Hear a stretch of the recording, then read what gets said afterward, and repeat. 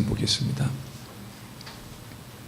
하나님, 오늘도 하나님이 택하신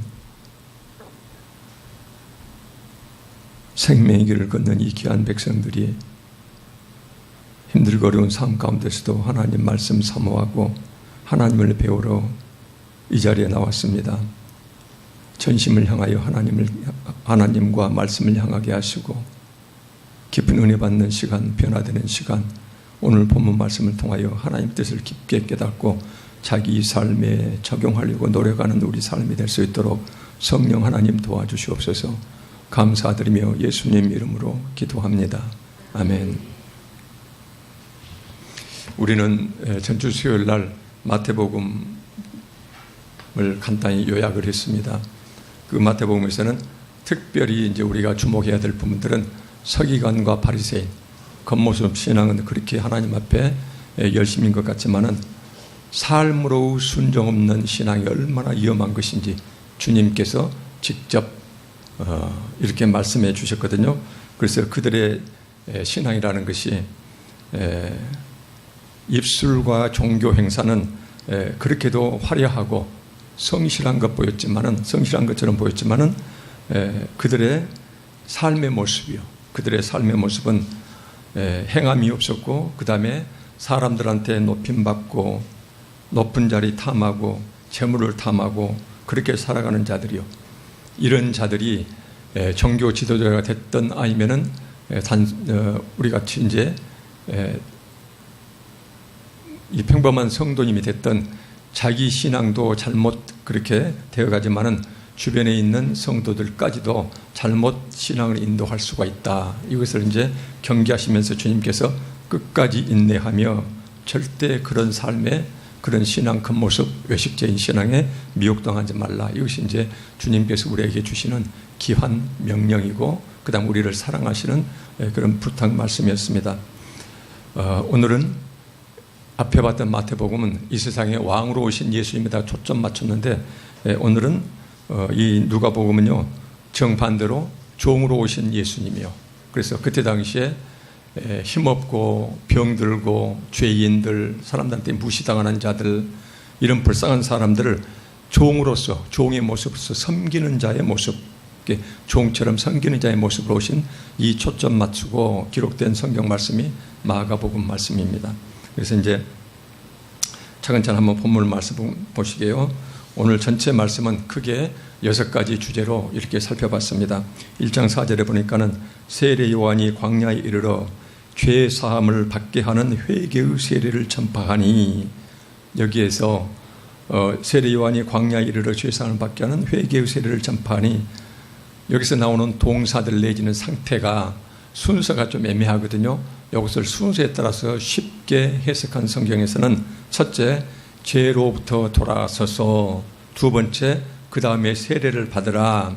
그러면은 그 결과로서 하나님이 너희 죄를 용서해 주신다. 그래서 여기에서 우리가 그리스도의 신자가 된다는 그 순서가 첫째, 죄로부터 돌아설 것, 두 번째, 세례를 받을 것.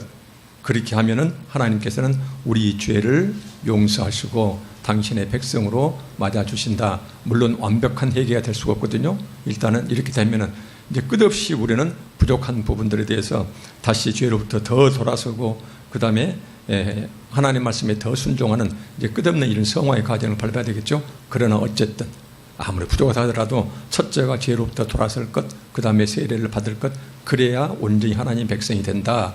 이 순서로 실은 세례요한이 이 얘기를 했어요. 1장 15절에는 예수님께서 하신 말씀이거든요. 이르시되 때가 찼고 하나님 나라가 가까이 왔으니 회개하고 복음을 믿으라. 이 동사에서도 실은 정확하니 전후가 있습니다. 먼저 회개할 것. 여기 회개라는 것은 입술만의 회개가 아니고 생각만의 회개가 아니고 온 삶으로 돌아서는 회개를 말씀하십니다. 항상. 그래서 예수님께서도 먼저 회개하라는 이 동사가 나오고요. 그 다음에 복음을 믿으라 이 말씀이 나와요. 그래서 오늘날 우리가 이해하고 있는 것하고 정반대되는, 또는 그렇게 이해될 수 있는 이제 그렇게 할 수가 있거든요. 그런데요, 하나님 말씀에 가장 충실했던 순종의 모습이 가장 그래도 충실했던 초대교회에서는 어떤 식으로 됐냐면 그때 제가 한번 말씀드렸거든요. 맨 처음에 기독교인이 되고자 하는 자는 2년 내지 3년에 걸쳐서 하나님의 말씀을 열심히 배웁니다. 교리 공부라고 해도 좋고 성경 공부의 핵심을 계속 배우는데 성경 말씀을 배울 때마다 반드시 자기 삶에 적용을 합니다. 그렇게 해서 3년이 지나면은 첫째 2, 3년 동안에 하나님 말씀을 철저히 배우면서 배운 대로 철저히 순종하려고 막 노력해요. 그래서 삶으로 이런 순종의 모습을 보이거든요. 그러면은 두 번째 보이면은 세 번째 주변 평가를 받습니다. 그래서 그 전에 이 말씀을 드렸듯이 초대교회에서는 세례받기 위해서는 반드시 그 말씀 가르치는 자가 자기한테 말씀 받는 자가 가르침 받는 자가 삶으로 말씀을 받아들이는지 삶이 변화되는지를 반드시 살펴서 2년 내에 3년 동안 살핍니다. 그래서 이것을 교회에 보고를 합니다. 그래서 이때 통과되면은 그때 세례를 받은과 동시에 정식으로 교인 명부에 올라가고 교인이 됩니다. 그리스도 교인이 되고 그때부터 본당 우리로 말하면은 이 예배당 예배에 참석할 수가 있었거든요. 초대교회의 모습은 이런 식이 됐었어요. 그래서 이제 첫째 하나님 말씀을 배우면서 예배당 밖에서요. 그래서 예배 밖에서요. 하나님 말씀 배우면서 그 말씀의 능력으로 삶이 변화되고 이것을 주변 사람들이 증인을 서줘야 되고 그랬을 때 배운 대로 삶의 모습이 변화되어 갈 때 그 사람을 세례를 주고 온전히 이제 하나님의 백성으로 받아들이는 이런 순서를 취합니다. 오늘날 우리가 교인 되는 것, 그 다음에 세례 받는 것 이런 거 비교하면은 모르겠습니다. 사람에 따라 다르겠지만은 너무나도 요즘은 쉽게 이런 것들이 거꾸로 순서가 바뀌거든요. 그래서 아까 세례 요한이 선포했듯이 죄로부터 먼저 돌아서는 것 항상 보면은 회개를 시작해야 되거든요. 회개가 완성될 수는 없어요. 우리가 죽을 때까지 회개는 완성될 수가 없지만은 끝없이 우리 본성에 자리 잡고 있는 그 죄성 때문에 죄는 조금씩 계속 지어가는 거지만 그러나 어쨌든 부분적으로라도 불완전하더라도 먼저 죄로부터 돌아서는 삶의 모습이 있어야 그 다음에 세례받고 교인이 됐다는 것이거든요. 그래서 이제 요즘은 그런 것들이 너무나 희미해지고 아무나 하여튼 예배당만 들어오면 너무나 고맙고 감사해서 앉혀놓고 그 다음에 그들이 변화되지 못한다더라도 그들의 뜻을 존중해서 혹시 이제 마음상에서 교회 나갈까봐 계속 이제 그런 사람들 기준에 맞춰주는 그래서 너무나 유한 이런 모습이 오늘날 우리에게 있지 않는가. 그래서 여기에서 이제 1장 4절에 세례 요한이 선포했던 그 동사의 우선순위를 말씀드리고 예수님께서도 먼저 회개한 후에 복음 받으라.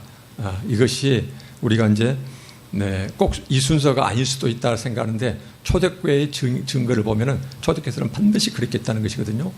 그래서 오늘날 우리 교회의 이런 모습을 한번 살펴보고자 첫째 먼저 죄사함 받기 이전에 반드시 그에 걸맞는 우리가 죄로부터 돌아서는 물론 이것이 자기 노력으로 되는 것이 아니고 우리가 먼저 말씀을 배우면서 하나님 말씀의 능력으로 우리 삶에 변화가 나타나는 이런 변화 징후가 있어야 세례받고 교인되고 그 다음에 온전한 하나님의 백성으로 편입됐다. 이것을 우리가 꼭 한번 살펴봤으면 좋겠습니다. 그래서 세태에 따라서 우리가 좀 유해지고 그 다음에 기준이 완화되고 그러는데 그러나 우리는 끝없이 그런 세태가 잘못된 것이죠. 하나님 말씀을 우리는 늘 기억하면서 우리의 부족을 느끼는 그런 시간이 됐으면 좋겠습니다. 여기서 보면은 순종 없는 지식 신앙의 한계를 보여주는 아주 그 적나라한 하나 그 이제 예가 있어요. 1장 24절에 보니까는 흉악한 귀신 들린 자가 이제 예수님께서 귀신을 쫓아내는 과정이거든요. 1장 24절에 보니까는 나사렛 예수여 우리가 당신과 무슨 상관이 있나이까. 여기서 우리는 실제로 흉악한 귀신 자체가 얘기하는 것은 아니고 흉악한 귀신 들린 자가 예수님한테 이제 이렇게 부르짖는 것이거든요. 흉악한 귀신 들린 자가 우리가 당신과 무슨 상관이 있나이까. 우리를 멸하러 왔나이까. 나는 당신이 누구인 줄 아노니 하나님의 거룩한 자라고 먼저 고백을 합니다.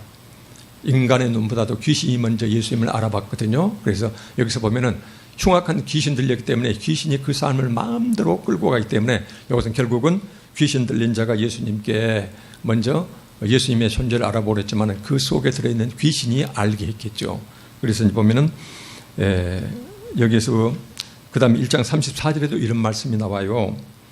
예수님께서 많은 귀신을 쫓아내시되 귀신이 자기를 알므로, 귀신들은 예수 그리스도의 정체를 알았다는 것이거든요. 하나님의 아들이시고 메시아로 이 땅에 오신 것을 이미 귀신은 알고 있었다는 것이거든요. 이것이 우리한테 시사한 바가 굉장히 커요. 야고보서가 아주 여기에 대해서 핵심을 짚고 있습니다. 야고보서 2장 19절에 이런 말씀이 있습니다. 내가 하나님은 한 분이신 줄 믿느냐? 너는 하나님이 유일무이한 한 분 하나님이신 줄 너는 믿느냐? 그러면서 잘하는도다. 그것은 잘하고 있는 것이다. 그러면서 귀신들도 믿고 떤다. 그러면서 뭐냐면 여기서는 그렇게 나오지 않지만 실은 이 순서가 역적으로 나옵니다. but 이렇게 나오거든요. 그러나 귀신들도 하나님이 존재하시고 한 분이심을 알고 하나님 앞에 벌벌 떨고 있다. 이 말씀이세요. 이것을 이제 우리한테 해주는 말씀이 뭐일까요? 귀신들도 예수님이 어떤 분인지를 맨 처음 알아봤거든요. 그 다음에 야고보서도 마찬가지요.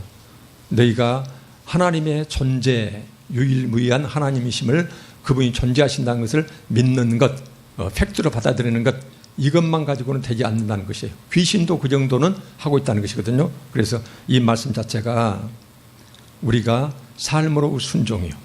삶으로 순종 없는 하나님의 존재 자체를 인정하는 것은 귀신도 똑같다는 것이거든요. 이 말씀을 지금 하고 계십니다. 그래서 우리가 하나님, 우리 주 예수 그리스도 성령 하나님의 삼위일체 하나님이 존재하심을 믿는 것만으로는 우리 신앙은 부족하고, 극단적으로 표현하면 여기서 본 말씀에다가 우리가 굳이 비유한다면 귀신도 그 정도는 알고 있는 것이다. 그러면서 우리가 하나님께 삶의 순종으로 이어져야 된다. 이것을 우리가 한번 살펴볼 수가 있겠습니다.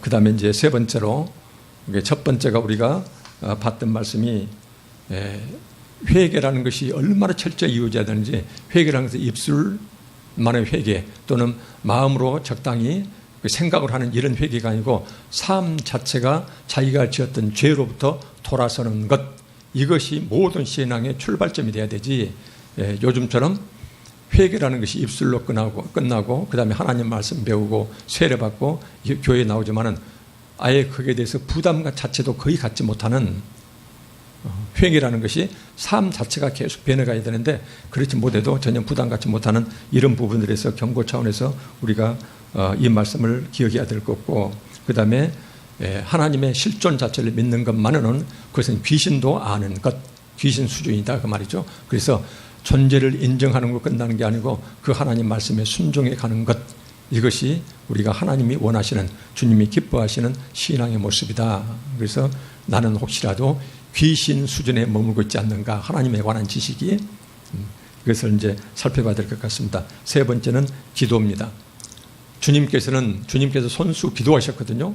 하나님이 인간의 모습으로 이 세상에 오셨는데 그분도 끊임없이 기도를 하셨거든요.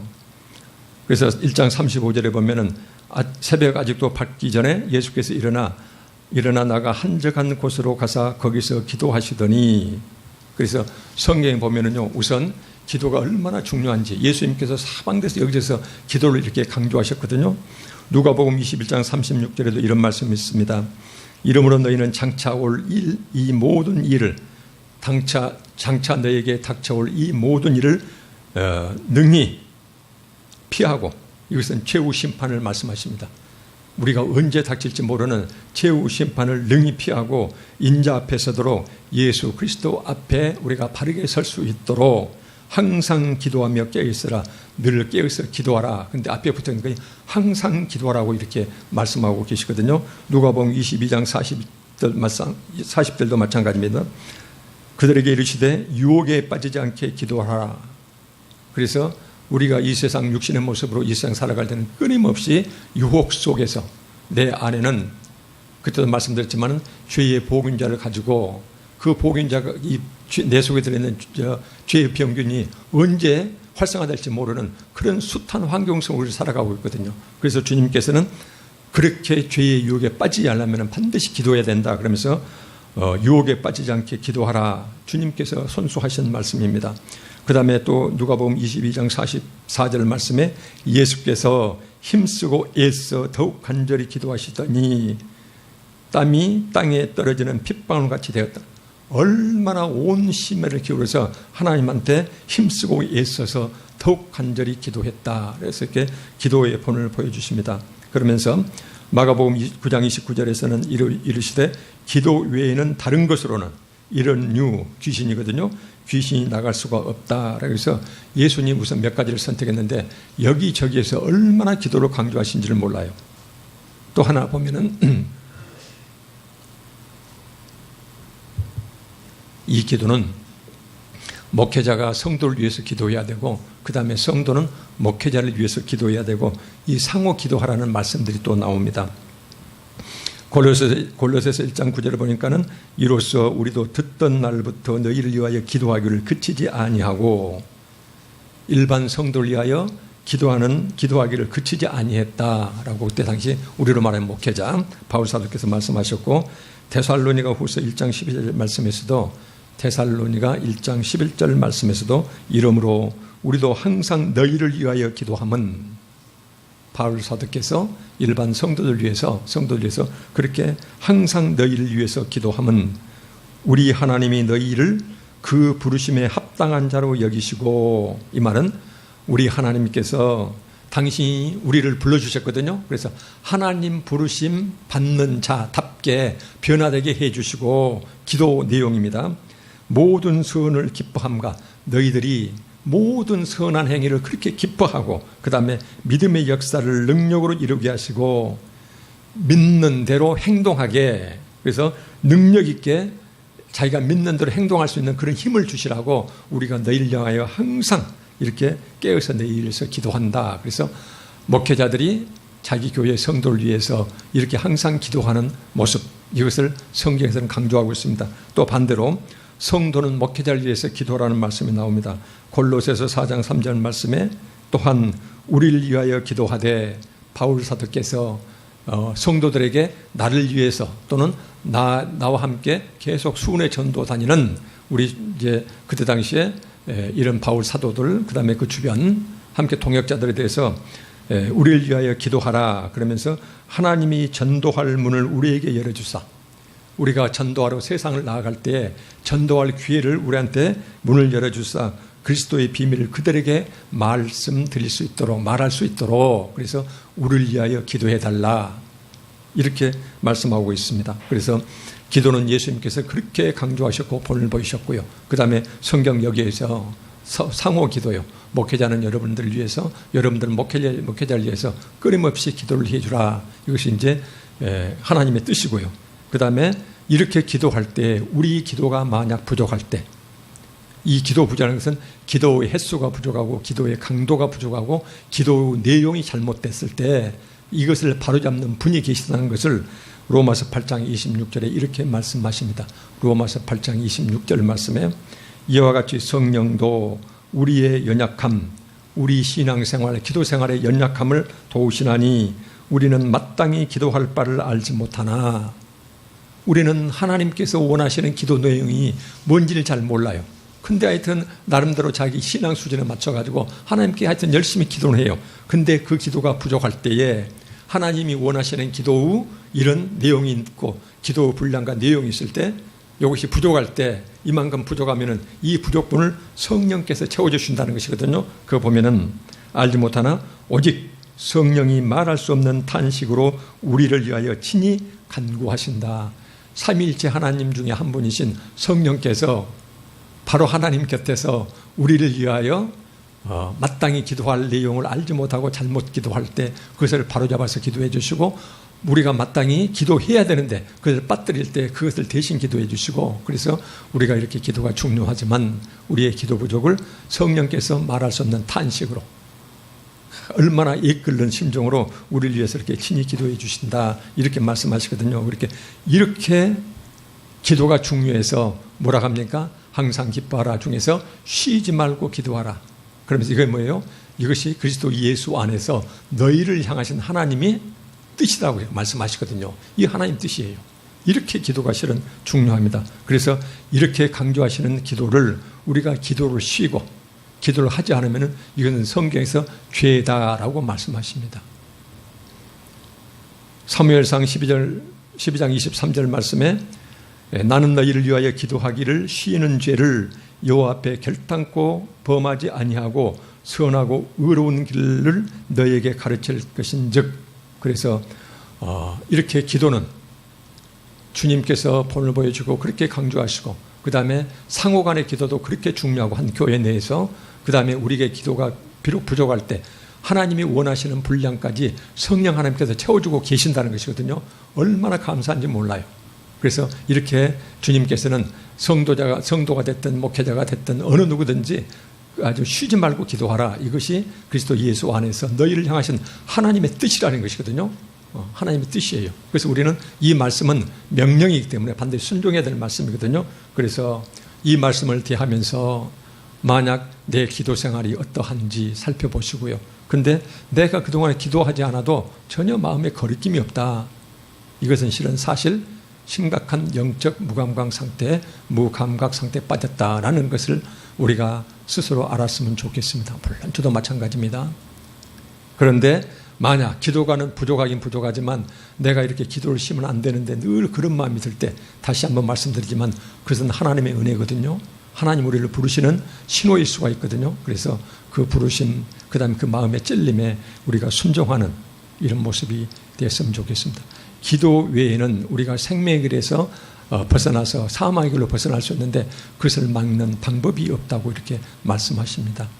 그래서 기도가 이렇게 중요하니까 내 기도, 그 다음에 상호간의 기도, 서로를 위해서 형제끼리 사랑하며 기도하는 것, 그 다음에 그 기도가 하나님 뜻에 맞는 기도해야 된다는 것. 그러나 염려하지 아니할 것은 내 기도가 부족할 때 성령께서 끊임없이 나를 위해서 하나님 옆에서 하나님께서 기도해 주시기 때문에 얼마나 든든한 기도의 우군이 계시니까 우리는 담대히 내 나름대로 열심히 기도해야 되겠다. 이렇게 본문 말씀을 이렇게 하고 있습니다. 그 다음 이제 네 번째 주제로 마가복음 2장 4절에 무리들 때문에 예수께 데려갈 수 없으므로 그 계신 곳에 지붕을 뜯어 구멍을 내고 중풍병자가 누운 상을 달아내리니 5절에 보니까는 예수께서 그들의 믿음을 보시고 예수님께서 보신 믿음은 어떤 믿음인가? 그들의 믿음을 보시고 중풍병자에게 이르시되 작은 자야 네 죄사함을 받았느니라 하시니라. 그래서 여기서 보시면은 여기서 이제 지붕을 뜯어냈다 그런데 여러분들 그 유대 그 집은요 앞에가 발코니가 있고 이제 본체가 있거든요. 근데 본체 지붕을 뜯어보면 큰일 나겠죠. 비 오고 그러니까. 그래서 뭐는 발코니 이렇게 방이 있는 그 위에는 지붕은 튼실한 이런 지붕이고요. 그 다음에 이제 평면 지붕이거든요. 옆에 발코니가 있는데 그 발코니는 판자를 이렇게 대놨답니다. 그래서 그 판자를 금방 뜯어내고 다시 붙일 수가 있거든요. 그래서 아마 이때 예수님께서는 당신을 보기 위해서 수없이 모이던 그 백성들 향해서 집이 있으면 방 안이 아니고 그 집의 발코니에 서서 이렇게 말씀을 전하셨을 거이다. 그래서 거기에서 이제 이 중풍병에 달린 그 환자를 내려주셔서 하나님은 그 믿음을, 주님께서 그 믿음을 보시고 고쳐주셨다는 것이거든요. 그런데 여기서 이제 우리가 익히 알고 있는 사실인데요. 여기서 주님께서 주목하시는 믿음. 그래서 우리가 이것을 여러분들 어쩐지 모르겠습니다. 그동안에 저는 라디오 방송이랄지 책이랄지 이제 평생 살아오면서 여러 군데 교회에서 주님은 우리의 믿음을 보신다. 그러면서 우리가 믿고 구하는 바를 그것을 믿음을 절대 의심하지 말고 끝까지 붙잡고 늘어져라 갖고는 믿음을 보신다. 늘 이렇게 이제 강조하는 말 많이 들었어요. 근데 여기서 보면은 우리 주님께서 주목하고 계시는 믿음이라는 것은 앞뒤 맥락을 봐야 되거든요. 이 마가복음은요, 지금 일종의 복음의 역사를 기록하기 때문에 반드시 일의 순서를 말씀하십니다. 그래서 이 마태, 마가, 누가, 이 요한복음은요, 실은 중간중간 읽으면 안 돼요. 처음부터 끝까지가 한 스토리거든요. 그래서 읽을 때는 처음부터 마지막까지가 그 순서 그대로 읽어 내려와야 됩니다. 그래서 반드시 이것이 맥락이 굉장히 중요한데 여기서 주님께서 우리가 이제 숱하게 이 말씀을 실은 그동안에 인용하고 그러는데 강조하시는데 여기 보면은 예수께서 우리의 믿음을 보시는데 예수님께서 이때의 그 믿음은 뭐냐면은 예수님은 이 땅에 오셔서 평생 동안 병들고 힘들어하는 자를 불쌍히 여기고 그들을 치료해 주셨거든요. 이것이 주님이 기뻐하시는 모습이에요. 근데 그 주님을 믿고 그 주님이 저런 주님이기 때문에 그분 앞에 가기만 하면 당신은 반드시 낫는다. 그래서 중풍병자가 스스로 움직일 수 없어서 그 중풍병자를 데려가서 세상에 접근할 수 없으니까 얼마나 사람이 많아서 지붕으로, 왜 그러냐면요, 그 유대 땅의 그 가옥들은요, 지붕이 거의 사람이 뛰어다닐 정도로 굉장히 가깝답니다. 그러니까 아마 어떻게 이제 해석하냐면요, 그 사람이 많이 운집에 있어서 사람을 트고 갈 수 없는데 어떻게 지붕으로 올라갔겠습니까?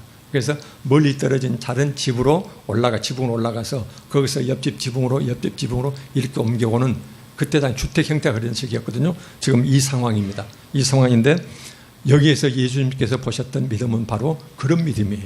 이 사람들이 중풍병자를 메고 온 사람들은 지금 자기의 마음의 욕심이랄지, 그 다음에 자기의 어떤 세상 것을 위해서 그 믿음이 아니고요, 예수님은 저렇게도 병자들을 불쌍히 여기고 모든 병자를, 그 다음에 그때 당시에 죄인 취급하고 감히 사람들 옆에 오도 못하겠던 문둥병자든 혈루병이든지 전부 다 만져주고 다 고쳐주셨거든요.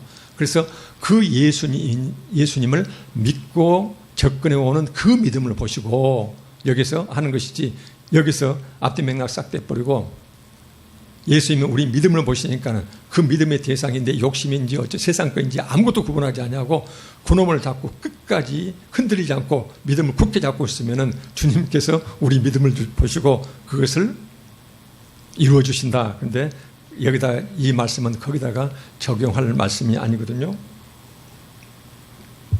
설령 그런 믿음으로 어떤 것이 달성됐다더라도 그것은 하나님이 기뻐하지 않는 그런 것이었다면 그것은 세상적으로 우연히 그다음에 자기 노릇으로 얻어지는 것이지, 하나님께서 그것은 굳센 믿음 때문에 그것은 허락해 주셨다 이렇게 볼 수가 없는 것이 되겠죠. 이것이 이제 네 번째가 되겠습니다. 그 다음에 이제 참고로 마가복음 3장 22절에 보면요, 서기관들은, 마가복음 3장 22절, 서기관들은 귀신의 왕을 힘입어 귀신을 쫓아낸다 하니, 예수 그리스도가 말씀만 하시면은 그때 당시에 이제 모르겠습니다. 2000년 전 상태이기 때문에 이렇게 이제 요즘으로 말하면 정신병이 이제 뭐인지 잘 모르겠지만 하여튼 귀신의 역사가 많았다고 합니다. 이제 주류 그 의학계에서는 인정하지 않는데요. 일부 제가 미국 문헌에서 봤던 것 같거든요. 근데 보니까는 아마 그 정신과 의사는 기독교 계통이 모르는데 거기서 보면은 현대 정신의학으로 진단되지 않는 특수한 상황이 있답니다.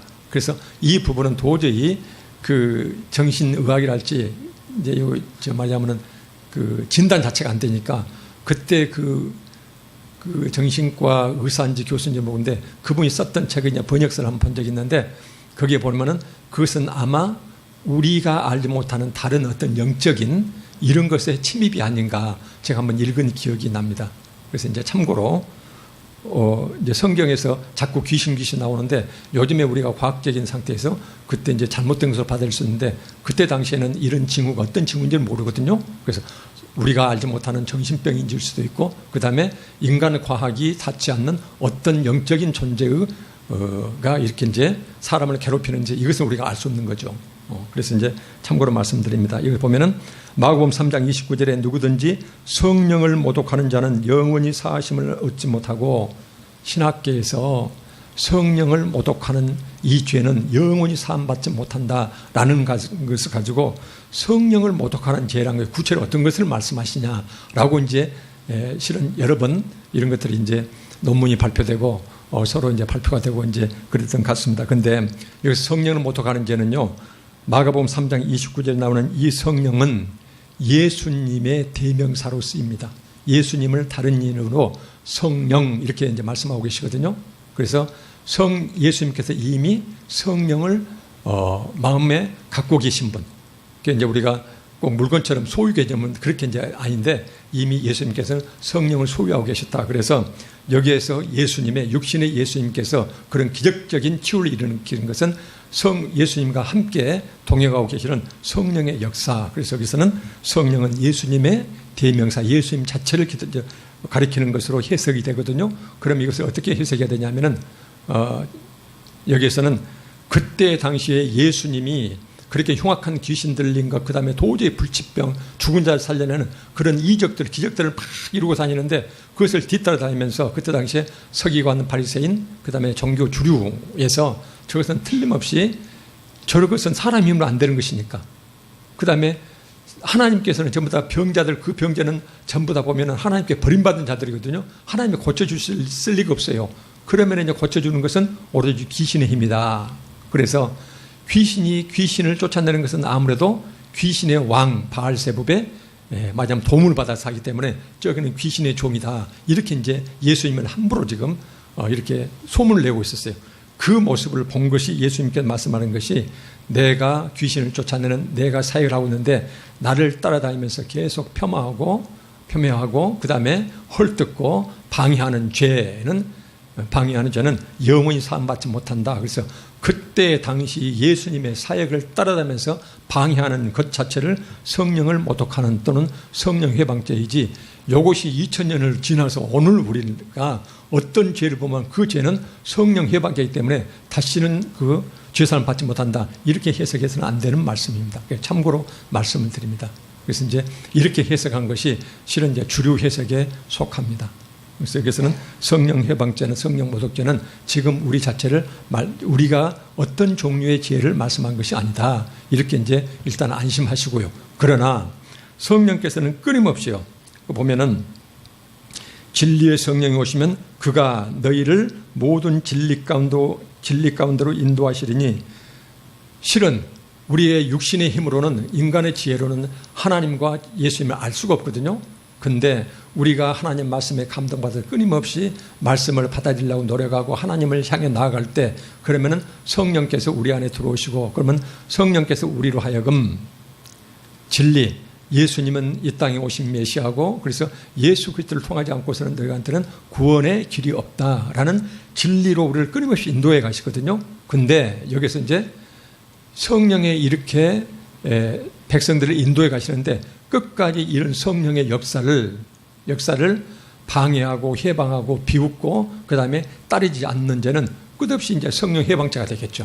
성령 방해죄가 되겠죠. 그래서 이런 경우는 끝까지 회개하지 아니하고 이런 것이요. 그래서 이제 여기서 성령 모독 또는 해방죄는 그때 당시에 예수님을 따라다니면서 했던 그들 자체를 말하는 것이지, 지금에 와서는 어떤 죄도 실은 우리가 예수 그리스도를 믿으면 다 구원을 받을 수 있거든요. 요한복음 3장 16절이요. 하나님이 세상을 이처럼 사랑하사 독생자를 주셨으니 이는 그를 믿는 자마다, 예외가 없습니다.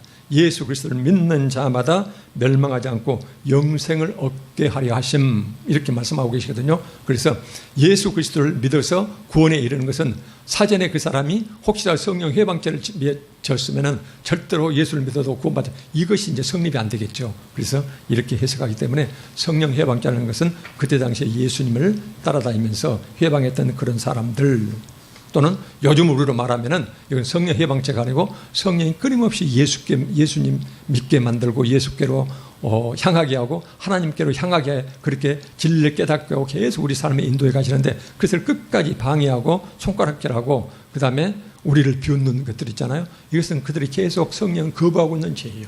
그런 사람은 구원을 받을 수가 없겠죠. 그 다음에 참고로 여기에서 마가복음 3장 29절에 누구든지 성령을 모독하는 자는 성경 본문에서는 이것이 현재형으로 되어 있습니다. 현재형으로 되어 있기 때문에 그때 당시 상황, 그래서 과거에 그런 했던 경험 자체를 나타내는, 요즘 우리 말하면은 현재 완료형이랄지 그 형태로 쓰인 것이 아니거든요. 그래서 여기서는 그렇게 해석하시면 되겠습니다. 그 다음에 이제 다섯 번째로 네 가지 땅에 떨어진 씨 비유, 우리가 익히 알고 있는 것들입니다. 간단히 말씀드리면 길가밭에 떨어졌다. 이것은 뭐입니까? 이미 하나님의 말씀이 우리 귀를 통해서 내 마음에 들어와서 내 마음에 하나님 말씀이 감동되고, 그래서 내 말씀에 좌장하게 계시면은, 말씀이 주인이 되면은, 그러면 이 말씀이 나를 변화시켜서 그 말씀의 능력이 손과 발로 나오게 되고, 그래서 내가 가는 곳, 내가 행하는 것이 하나님 말씀에 순종하게 만들고, 그 삶으로 이루어지면 온전한 삶으로 부족하지만 하나님 말씀에 순종하는 이런 순서를 따르는데, 여기서 뭐예요? 길가 밭, 이것은 마음밭이, 그 마음 상태가 철저하니 자기 주관과 생각이 자기 마음의 주인 노릇을 이미 하고 있어요. 그렇기 때문에 거기에 반하는 하나님 말씀을 전혀 받아들일 수 없는, 받아들일 준비도 되어 있지 않고 하나님 말씀을 계속 튕겨내는 이런 상태예요. 그래서 자기 마음의 가장 깊숙한 곳에 자기의 사리 판단과 자기 주관, 자기 생각이 이미 또아리를 들고 철저히 왕자를 찾아왔기 때문에 하나님 말씀을 계속 쳐낸다는 것이거든요. 이런 사람들은 겉모습 신앙이 있다 하더라도 이렇게 하나님 말씀을 함부로 대하고 기존에 스쳐 흘려보내버리고, 그 다음에 그렇게 주님께서 강조하고 또 강조하는데도 그 말씀 듣고 끝 잊어버리고 그냥 나가면 다시 옛날로, 이런 자들을 보면은 마음 찔림이랄지, 그런 자기 모습에 대해서 마음 찔림이랄지 두려움이 없다면은, 그러면은 실은 심각하니 주님을 향하여 기도를 해야 됩니다. 그 다음에 이제 두 번째, 세 번째가 돌밭과 가시떨기요. 일단 말씀을 듣긴 하지만 외부로부터 오는, 말씀을 방해하는 외부로부터 오는 어떤 고난이랄지 이런 것, 그 다음에 자기 내부에서 생겨나는 욕심이요. 밖의 방해꾼과 자기 내부의 방해꾼 때문에 그 말씀을, 하나님의 그 귀한 말씀을 외부로부터 어떤 고난이랄지 자기 마음에 생겨난 재물 욕심이랄지 이것이 하나님의 말씀을 짓밟고 있는 상태를 소위 돌밭과 가시떨기 마음 상태, 이렇게 보겠고요. 좋은 땅은 30배, 60배, 100배죠. 여기에서 이 말씀이 그냥 과장하는 말씀이 아닙니다. 상징하는 말씀이 아니고요. 그때 당시에 씨를 뿌리면은요, 그때 당시에 그 밭에 이 산출 정도가 6배 내지 7배 정도 됐다고 하네요. 하여튼 그때 그 기록을 보면 그래요. 그때 당시에 그 척박한 땅에서 곡식을 심으면은 저도 이제 훨씬 더 많이 나올 것 같은데, 보통 6배 내지 7배, 뿌린 씨앗에 6배 내지 7배 정도 이렇게 이제 알곡을 거둔답니다. 근데 여기서 보면은 30배, 60배, 100배. 그래서 이것은 비유는 밭에 떨어진 씨앗 비유지만은 실제로 뭘 말씀하고 있습니까? 하나님 말씀이 우리 마음밭에, 순한 밭에 이렇게 하나님 말씀에 갈급한 심령으로 말씀 받는 자는 그 열매가 30배, 60배, 100배 정도, 소위 그 땅에 떨어진 씨 비유로 상상할 수 없을 정도로 그렇게 많은 열매를 맺을 수 있다는 것이거든요. 하나님의 능력이다. 그래서 이것은 과장이랄지 상징이 아니고 실제로 비유는 땅에 떨어진 씨 비유를 쓰되, 이제 우리 마음 상태로 이제 다시 되돌아오면은 하나님 말씀은 그렇게 큰 능력을 우리한테 발휘할 수가 있다, 이렇게 보면 되겠습니다. 그래서 문제는요, 하나님 말씀이 문제가 아닙니다. 그 말씀을 대하는데 마음밭 상태가 문제거든요. 그래서 상태는 지금 열매를 보고 알고 있습니다. 그래서 평소에 우리가 하나님 말씀을 대할 때에 내 마음 상태가 어떤지 나는 잘 모를 수가 있어요. 그래서 내가 말씀 대할 때 그 말씀 대하는데 삶의 태도, 그 내 삶의 열매가 어떤 건지, 그래서 내 마음밭이 어떤 것인지 우리 한번 살펴볼 필요가 있겠습니다. 그 열매는 어떤 열매입니까? 구체적으로 말씀드리면 궁극적으로는 하나님 사랑과 이웃 사랑입니다. 결국은 눈에 보이는 최종 열매는 뭐입니까? 이웃 사랑입니다. 그래서 하나님 없는 그냥 내가 선해서 착해서 이웃 사랑하는 것하고 전혀 딴판이거든요. 예수 그리스도 안에서 변화되어서 그 변화된 모습으로 형제 사랑하는 것, 이것은 그만큼 하나님을 사랑하기 때문에 소위 자기 능력을 넘어서서 평소에 자기 태어난 그런 본능을 넘어서서 이웃을 사랑할 수가 있다. 그래서 그 삶의 열매를 보시고 하나님 말씀 대하는 내 마음밭은 어떤 상태인가를 스스로 한번 살펴봤으면 좋겠습니다. 마지막 6번째 주제가 되겠습니다. 마가복음 7장 5절 말씀이거든요.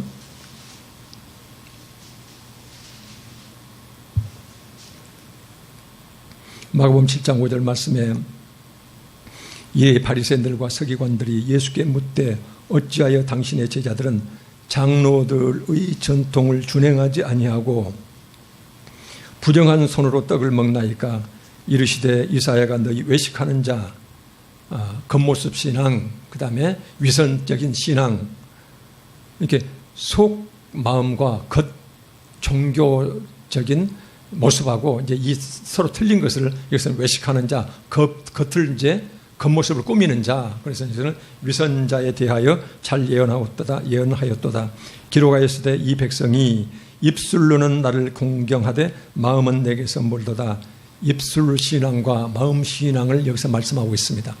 입술의 모습과 마음 신앙을 말씀하고 있으면서 이것은 이사야 29장 13절 말씀을 예수님께서 직접 이렇게 인용한 말씀이거든요. 그러면 7절에 사람의 계명으로 교훈을 삼아 가르치니 나를 헛되이 경배하는도다.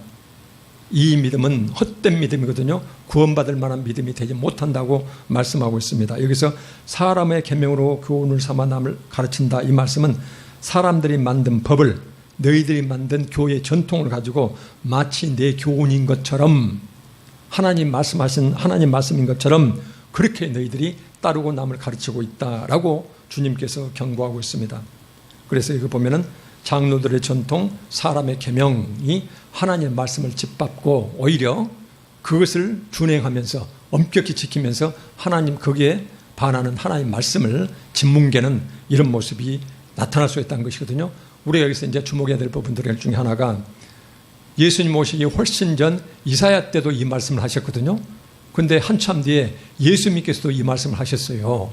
그러면은 예수님 때로부터 2000년을 지난 오늘날 혹시 내 신앙과 교회의 신앙 모습 내지는 전통이 교회에서 이루어지는 모든 행태가 혹시라도 사람이 만든 전통, 그동안 교회의 전통이 하나님의 뜻을 짓밟고 있는 것은 없는지 우리가 살펴봐야 되겠죠. 이사야 시대도 있었는데요. 예수님 시대도 있었는데 혹시 우리 시대는요. 그래서 이것은 우리 시대는 예일까? 그래서 이 말씀을 과거 이 말씀을 읽지 말고 오늘날 우리 삶에 적용한다면요. 그래서 교회의 전통이 하나님 말씀 위에 서서 하나님 말씀을 짓뭉개고 진리인 양 교회에서 또는 내 신앙에서 그대로 받들어지고 있는 이런 모습은 없을까? 제가 간단히 한번 생각을 해봤습니다. 물론 좋은 교회 많거든요. 그 다음에 큰 교회도 아닌데 정말로 존경할 만한 좋은 목사님들이 진짜 많아요. 참 많습니다.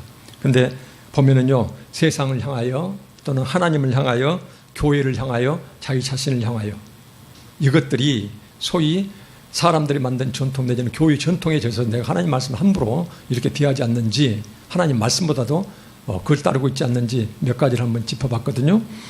이제 세상을 향해서 교회의 전통, 잘못된 전통 혹시 없는지 여기 보면은요, 성경에서 처음부터 마지막까지요.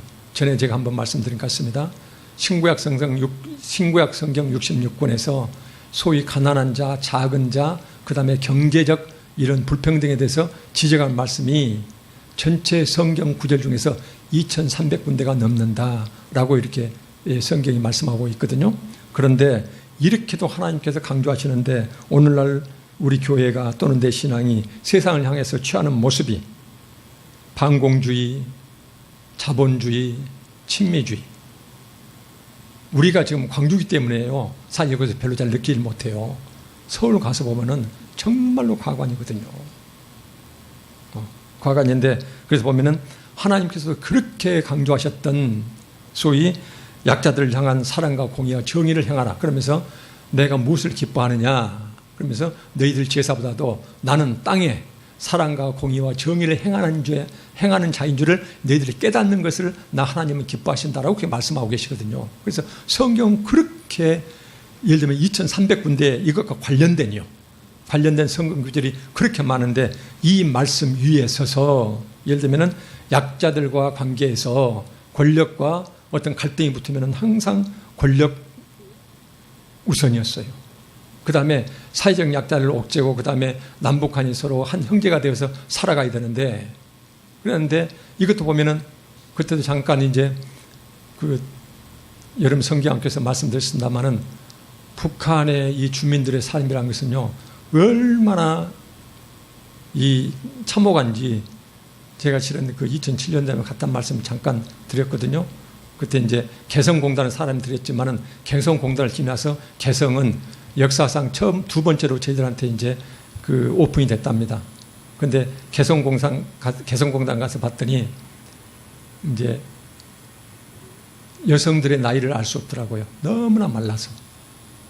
20대인지 60대인지 저는 구분을 잘 못하겠더라고요. 본래 제가 이제 사람 얼굴 잘 못 알아보고 그런데 눈을 맞추질 않아요. 근데 잠깐 이야기를 들었더니 그 사람들이 그 밤에 그 초과 근무를 그렇게 원한대요. 수당이 없대요. 근데 저녁에 가면 먹을 것이 없거든요.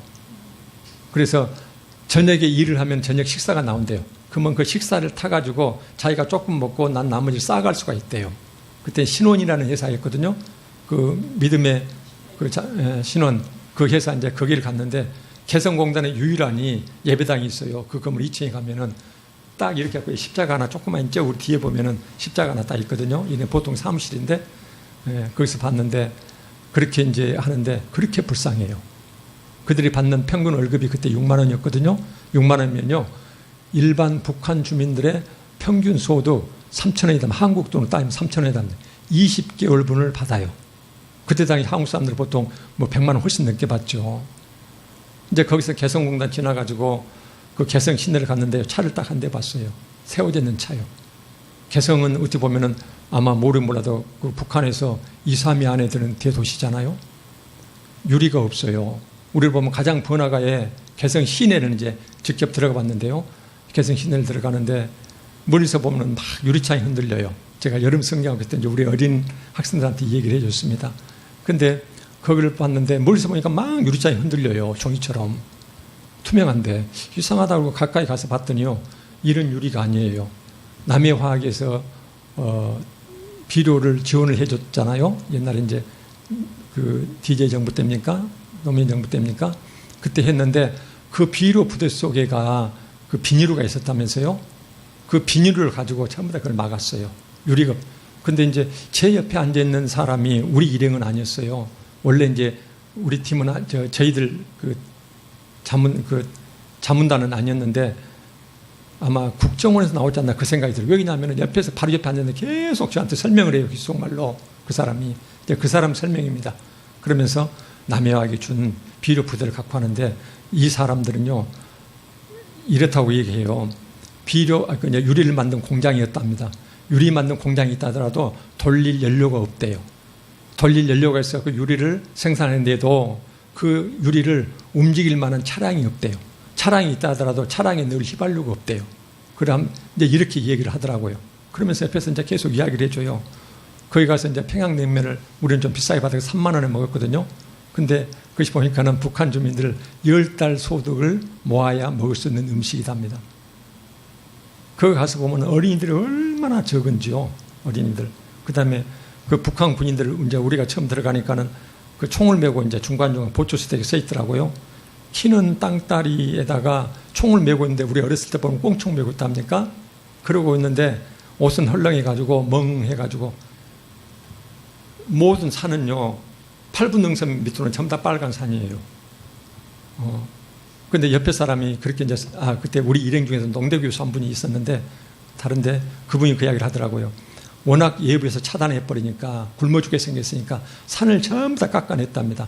깎아냈는데 이렇게 하고 거기다 곡식을 8분 능선까지 했는데 어느 날 언젠가 비가 엄청 와가지고 홍수가지고 땅을 전부 다 씻겨 내려가 버렸대요. 근데 저는 모르는데 그 농대 교수님 그런 말씀하시더라고요. 원래가 산에가 저희 교수님도 잘 아실 것 같아요. 제가 들었던 말입니다. 근데 시뻘개요. 휴전선 전까지는 2월 달이었는데 남한은 완전히 푸르렀거든요. 북한은 가면대 전부 다 이제 빨간이에요. 전부 다 산들이.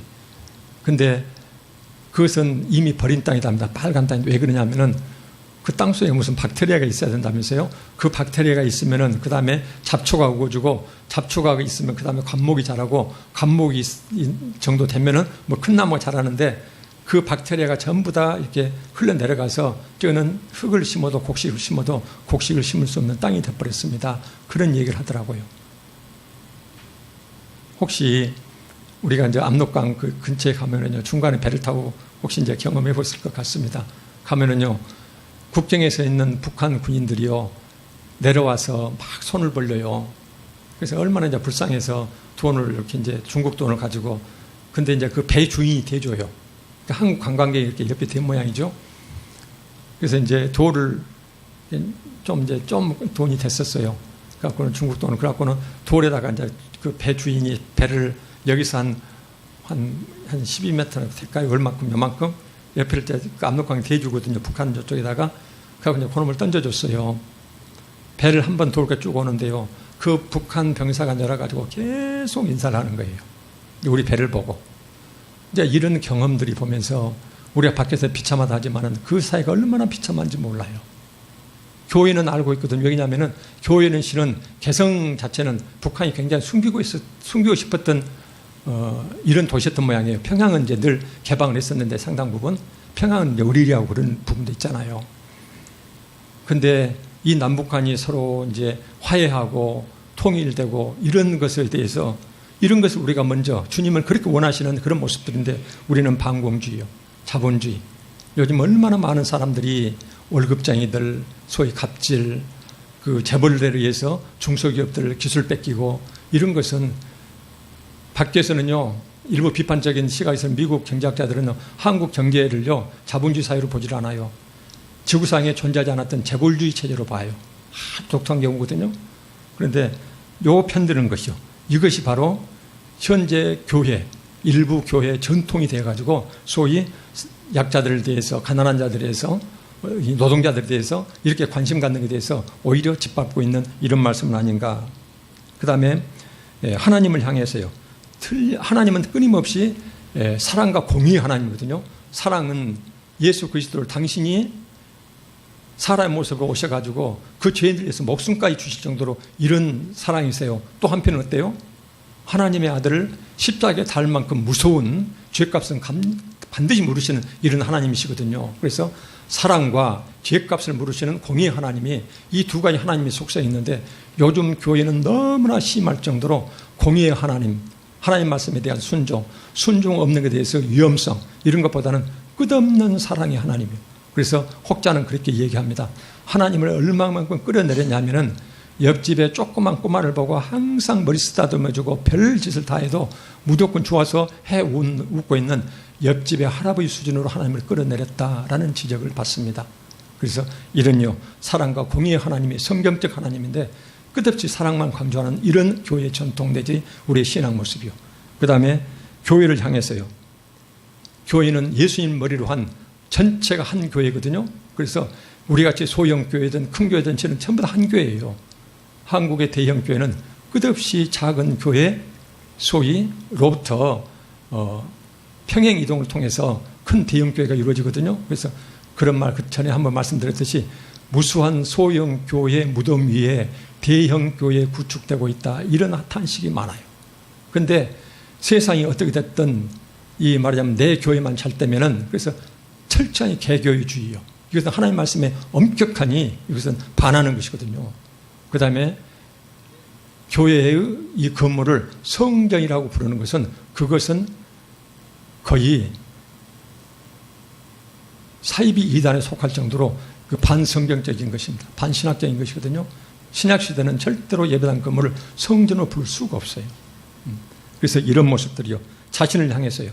우리는 끊임없이 예수 그리스도를 향해서 나아갈 이런 것을 성경은 끊임없이 말씀하고 있거든요. 근데 예수 그리스도를 표트 삼고 달려갈 우리가 실은 뭐냐면은 재물과 하나님을 동시에 표트 삼고 달려가는 그래도 괜찮다. 왜냐하면 교회에서 끊임없이 예수 믿으면 잘 된다 세상적으로. 그래서 끊임없이 재물과 예수님을 같이 섬기는 같이 강조하는 이런 모습들이요.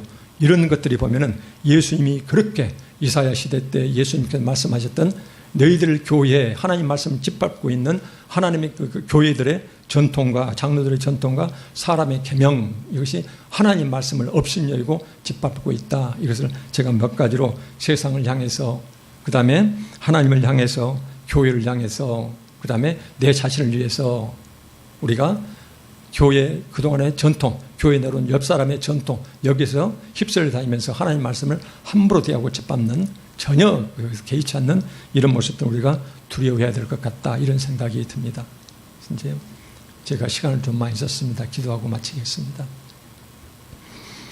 아버지 하나님, 이 시대에 하나님 말씀을 뭉개는 잘못된 교회 전통이 무엇인지 깨닫게 하옵소서.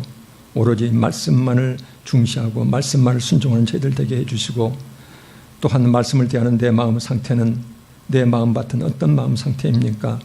하나님 말씀 앞에 겸손하게 하시고 혹시라도 세상 것 때문에 말씀 포기하지 않게 우리 마음밭이 옥토밭 되게 하여 주시옵소서. 내가 세상에 똑똑하고 내가 아는 것이 많기 때문에 내 마음밭 주인은 내가 되어서 하나님 말씀을 쳐내는 그런 길가밭 되지 않도록 하나님 깨닫게 하시고 돌아서게 하여 주시옵소서. 주님께서는 그렇게 기도를 강조하시는데 내 기도 생활은 어떤 기도 생활입니까? 우리 스스로 영성을 살펴보게 하여 주시옵소서. 예수 그리스도 이름으로 기도합니다. 아멘. 찬송가 620장 부르겠습니다. 1절만 부르겠습니다. 그냥 찬송하겠습니다. 찬송하겠습니다. 여기에 모인 우리 주의 은총 받은 자여라. 주께서 이 자리에 함께 계심을 하노라. 언제나 주님만을 찬양하며 따라가리니 시험을 당할 때도 함께 계심을 믿노라. 이 믿음 다 굳세라. 주가 지켜주신다. 어두운 밤에도 주의 밝은 빛 인도하여 주신다. 주기도문으로 예배 마치겠습니다. 하늘에 계신 우리 아버지, 아버지의 이름을 거룩하게 하시며 아버지의 나라가 오게 하시며 아버지의 뜻이 하늘에서와 같이 땅에서도 이루어지게 하소서. 오늘 우리에게 일용할 양식을 주시고 우리가 우리에게 잘못한 사람을 용서하여 준 것 같이 우리 죄를 용서하여 주시고 우리를 시험에 빠지지 않게 하시고 악에서 구하소서. 나라와 권능과 영광이 영원히 아버지의 것입니다. 아멘.